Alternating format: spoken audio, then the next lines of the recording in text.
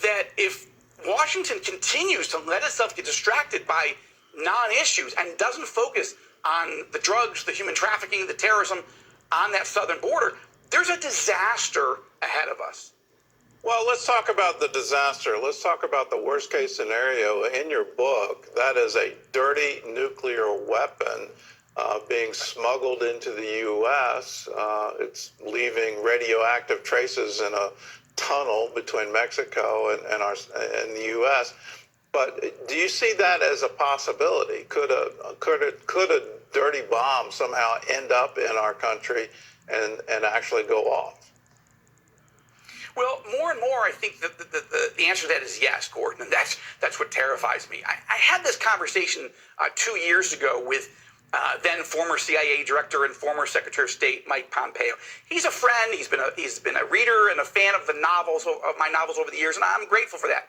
I was interviewing him at a Museum of the Bible event in D.C.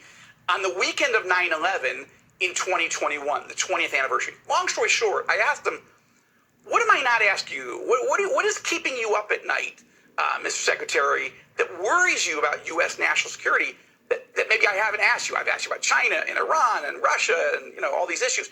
He said ungoverned spaces in northern Mexico. Essentially, he said that the Mexican government has effectively surrendered large swaths of territory to drug runners, drug cartels, human trafficking organizations, organized crime syndicates, and so forth. And he goes, because of that, and because of the Biden administration not taking it seriously, you can get almost anybody and anything across that border if you try hard enough, and sometimes you don't even have to try hard. That he didn't mention terrorism specifically, and he didn't mention nuclear bombs in my conversation with him. But as I extrapolated forward, I realized of all the changes that have been made over the last 20 years after 9/11 in Homeland Security, right? And these have been good changes, but they've been expensive and they've been hard. Terrorists, it's not easy to fake a passport now and fly into America. And it's not easy. You can't essentially break into the cockpit and take over a 777 and turn it into a missile, because of those doors and the locks and the air marshals on the planes. But you can. So how would you get in if you wanted to create 9/11 again?